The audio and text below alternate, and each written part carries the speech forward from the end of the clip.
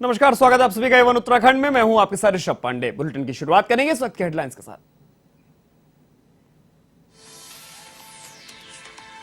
रक्षा मंत्री राजनाथ सिंह ने शौर्य स्थल का किया लोकार्पण, मुख्यमंत्री धामी के साथ। बलिदानी सैनिकों को अर्पित की श्रद्धांजलि, सोल ऑफ स्टील अभियान की शुरुआत।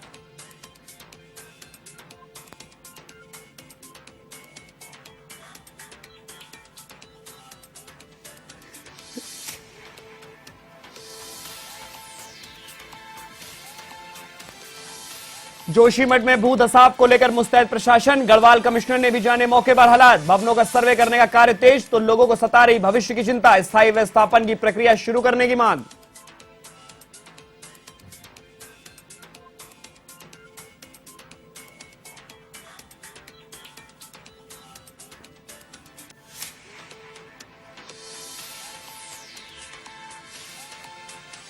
जोशीमठ के औली में होने वाले विंटर गेम्स पर संशय बरकरार, नेशनल स्काइकिंग गेम्स पर लगा ग्रहण, भू धसाव और बंद रोपवे के बाद प्रतियोगिताएं हो सकती हैं रद्द।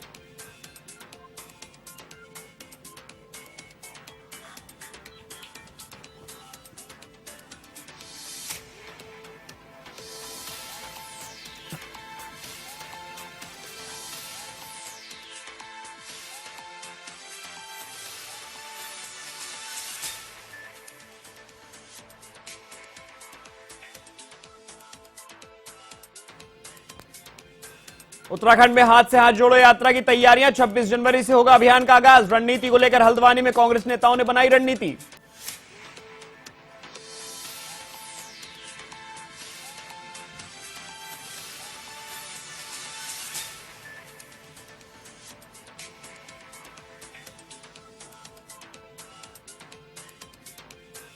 शीतलहर की चपेट में उत्तराखंड, मैदानी क्षेत्रों में बारिश और पहाड़ी क्षेत्रों में बर्फबारी के बाद बढ़ा सर्दी का सितम। किसानों और व्यापारियों के खिले चेहरे, तो स्थानीय जनजीवन हुआ अस्त व्यस्त।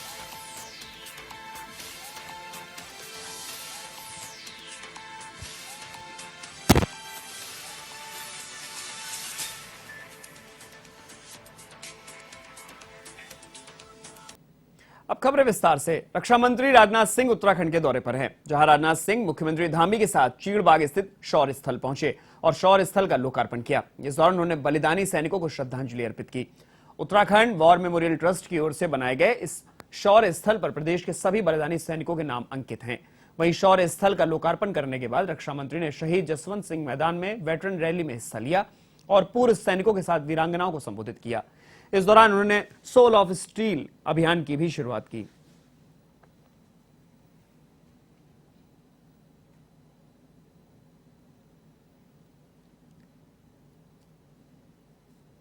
बलिदान देने वाले वीर सैनिकों की एक बड़ी संख्या हमारे उत्तराखंड से।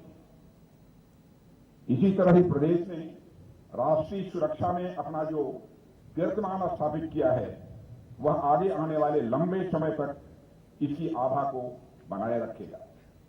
साथियों, औपचारिक रूप से ऐसे कार्यक्रम में आप लोगों का सम्मान भले ही साल में 2 या 4 बार हो, पर वास्तविकता में इस देश की जनता में आप लोगों का सम्मान हमेशा बना रहता है। इस देश के प्रति आप लोगों की निस्वार्थ भक्ति और आपके सैक्रिफाइसेस को शब्दों में बयान नहीं किया जा सकता। हमारी फॉर्मिडेबल आर्म्ड फोर्सेस के कारण ही इस देश का एक एक नागरिक सुरक्षित है और देश दुनिया में सिर ऊंचा करके वह चलता है। विश्व के मानचित्र पर आज हमारा देश जिस स्वाभिमान के हो सके, इसको ध्यान में रखते हुए आज शौर्य स्थल का भी विधिवत रूप से आज उद्घाटन हुआ है। वैसे जब भी आप जैसे वीर सैनिक सम्मुख होते हैं तो मन में बहुत सारी बातें होती हैं कि मैं आपके सम्मुख रखूं, परंतु आज समय की बाध्यता भी है और सेना का अनुशासन भी है और श्रद्धेय राजनाथ सिंह जी यहाँ विराजमान है, तो आदरणीय रक्षा मंत्री जी का ही प्रेरक उद्बोधन होना है, जिसको हम सबको प्रतीक्षा है। अंत में एक बार पुनः मैं आप सभी को आज के वेटरन्स डे की बहुत शुभकामनाएं देते हुए और एक 4 लाइन की कविता आपके सामने रखते हुए, देश रक्षा जिसका काम, रण कौशल जिसका बेमिसाल, देख जिसको घबराए काल, बुरा होता दुश्मन का हाल, जिसकी रग रग में हिंदुस्तान है, वो भारत का वीर जवान है, वो भारत का वीर जवान है। आप सभी का बहुत बहुत धन्यवाद करते हुए शुभकामनाएं देते।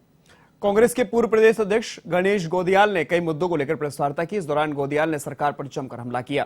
कांग्रेस के पूर्व प्रदेश अध्यक्ष गणेश गोदियाल ने जोशीमठ आपदा में लोगों को हर महीने 5,000 रुपए देने पर आपत्ति जताई है। गोदियाल ने सरकार की कैबिनेट को ढोंगी बताया।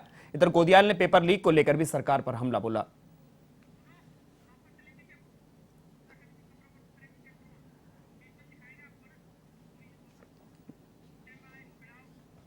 जोशीमठ में भूधसाव की घटना के बाद प्रशासनिक अमला लगातार मुस्तैद है। गढ़वाल कमिश्नर सुशील कुमार ने मौके पर पहुंचकर अधिकारियों को दिशा निर्देश दिए हैं। क्षेत्रीय लोगों के विस्थापन और उनके पुनर्वास सहित तमाम बिंदुओं पर विस्तार से चर्चा करने के साथ ही रही उनकी बेहतरी के लिए कार्य किया जाएगा। कमिश्नर सुशील कुमार ने बताया कि उन्होंने विभिन्न क्षेत्रों का दौरा किया और लोगों से बातचीत की है। गढ़वाल कमिश्नर ने बताया कि क्षेत्रीय लोग विस्थापन को लेकर मिलीजुली प्रक्रिया दे रहे हैं। कमिश्नर ने बताया कि शिविर में रह रहे लोगों को कोई दिक्कत ना हो, इसके लिए अधिकारी उनके संपर्क में हैं। 203 भवन उसमें प्रभावित हुए हैं।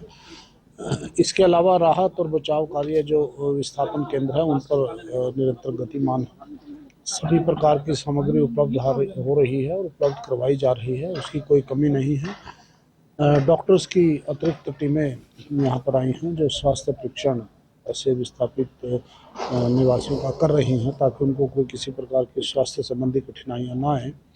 वो निरंतर हमारे अधिकारी जो सेक्टर मजिस्ट्रेट हैं वो ध्यान रख रहे हैं।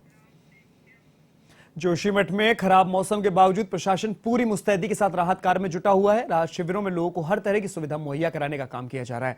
मुख्यमंत्री पुष्कर सिंह धामी खुद सभी कार्यों की मॉनिटरिंग कर रहे हैं। इससे पहले मुख्यमंत्री धामी ने 2 बार जोशीमठ का दौरा किया। प्रशासन के तमाम अधिकारी मौके पर मौजूद हैं और लोगों को हर संभव राहत मुहैया करा रहे हैं। कर्मचारियों के साथ साथ एसडीआरएफ की टीम कार्य में जुटी हुई और जल्द से जल्द डिसमेंटल का कार्य पूरा हो जाएगा।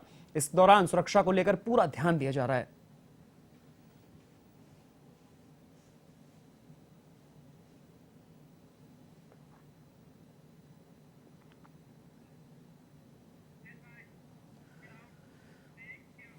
हल्द्वानी में जोशीमठ को सुरक्षित रखने के लिए शिव मंदिर में हवन पूजन किया गया। एक समाज श्रेष्ठ समाज संस्था ने जोशीमठ में आ रही आपदा के मद्देनजर शिव मंदिर में हवन किया और जोशीमठ को आपदा से मुक्ति दिलाने की प्रार्थना की। पदाधिकारियों ने हवन पूजन कर भगवान से प्रार्थना की और जोशीमठ के लोगों के ऊपर आ रही विपदा को समाप्त करने और राहत दी जाए। साथ ही लोगों को सुरक्षित रखने के लिए प्रार्थना और हवन किया गया।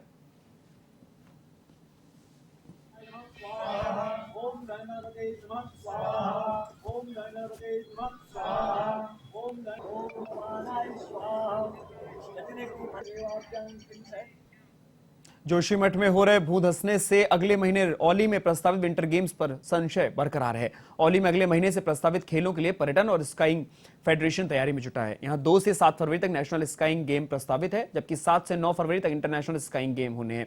दूसरी ओर भू धंसने से औली के लिए रोपवे भी बंद हो चुका है। जोशीमठ आपदा को देखते हुए विभाग की एक टीम जोशीमठ में है, जो विभाग को अपनी रिपोर्ट देगी। उसके बाद अंतिम निर्णय लिया जाएगा।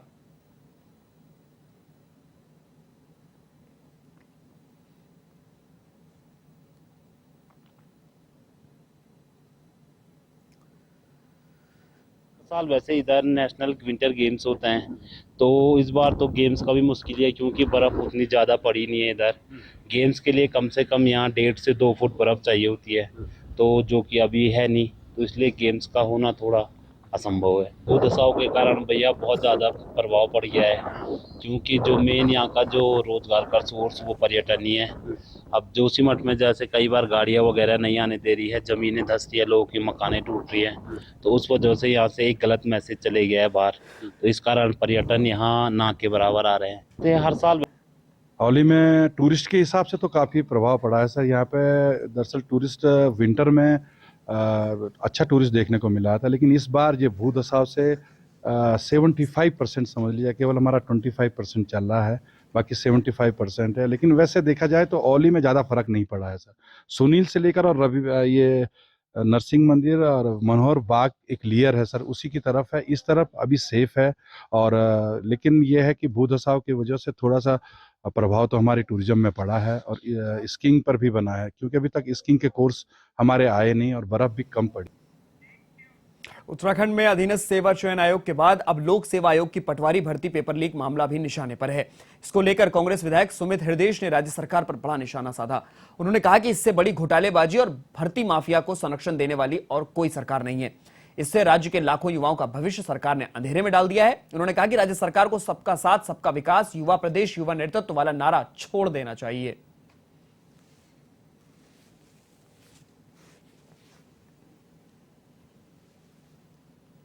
तो कह रहे हैं छाती फाड़ के।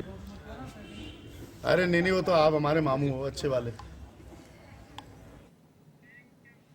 पटवारी परीक्षा पेपर लीक होने के बाद प्रदेश में एक बार फिर भर्ती में धांधली सामने आई है। लोक सेवा आयोग के बहाने धामी सरकार एक बार फिर विपक्षी दलों के निशाने पर है। इसको लेकर शनिवार को कांग्रेस और आम आदमी पार्टी ने लोक सेवा आयोग पर पहुंचकर जोरदार प्रदर्शन किया। इस दौरान लोक सेवा आयोग के गेट पर आज खूब हंगामा भी हुआ। बड़ी संख्या में प्रदर्शन करने पहुंचे कांग्रेस कार्यकर्ताओं और आप कार्यकर्ताओं के आक्रोश के सामने पुलिस की व्यवस्थाएं कम पड़ गई। प्रदर्शनकारी कांग्रेसी बैरिकेडिंग तोड़ते हुए लोक सेवा आयोग के गेट तक जा पहुंचे, जहां उन्होंने हंगामेदार प्रदर्शन करते हुए धामी सरकार के खिलाफ जमकर नारेबाजी की और सीबीआई जांच की मांग की।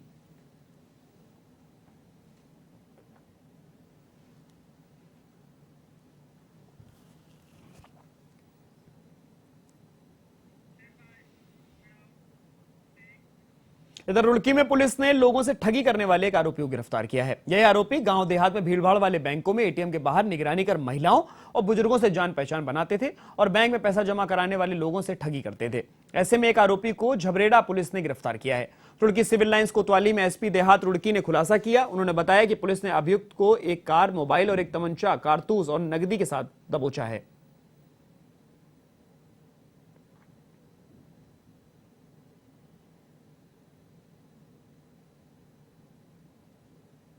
व्यक्तियों और महिलाओं से टप्पेबाजी की घटनाएं हुई थी, उनके अनावरण हेतु एसएसपी हरिद्वार सर के द्वारा निर्देश दिए गए थे। उसी क्रम में एसओ झबरेड़ा संजीव थेपलियाल के नेतृत्व में टीम के द्वारा एक अभियुक्त इदरीस निवासी बंगेड़ी रुड़की को गिरफ्तार किया गया है और उसके पास से अब उस उक्त अपराध से अर्जित किए गए टप्पेबाजी में अर्जित किए गए रुपए और एक तमंचा और कारतूस बरामद किया गया है। साथ ही घटना में जो इस्तेमाल की गई स्कूटी, मोटरसाइकिल और i20 कार ये बरामद की गई है।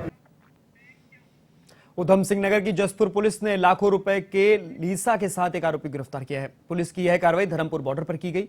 बता दें कि धर्मपुर बॉर्डर पर पुलिस वाहन चेकिंग कर रही थी, तभी एक ट्रक की तलाशी ली गई और वाहन से 142 कनस्तर लीसा बरामद हुआ।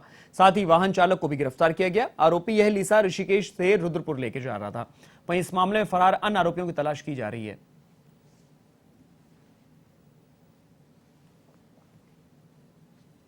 रात्रि चेकिंग करते हुए एक सूचना प्राप्त हुई थी कि एक ट्रक है जिसमें अवैध लीसा लाया जा रहा है। तो इस पे प्रत्येक ट्रक की चेकिंग की गई। चेकिंग के दौरान इसमें एक ट्रक है जिसमें दो ड्राइवर ट्रक के अंदर थे। मौके का फ़ायदा उठाकर एक ड्राइवर फरार हो गया, दूसरे ड्राइवर को हमने अरेस्ट किया है और 142 टन लीसा जो कि लगभग 2000 लीटर के करीब है वो इसमें बरामद किया गया है। ट्रक ड्राइवर के पास इसके कोई डॉक्यूमेंट्स नहीं मिले हैं और बताया जा रहा है कि ऋषिकेश से ये लीजा लेकर यहाँ रुद्रपुर बेचने आ रहा था। इसके द्वारा ये भी बताया गया है कि इसमें जो ट्रक का स्वामी है, वाहन स्वामी है, वो भी इसको एस्कॉर्ट करते हुए ला रहा था।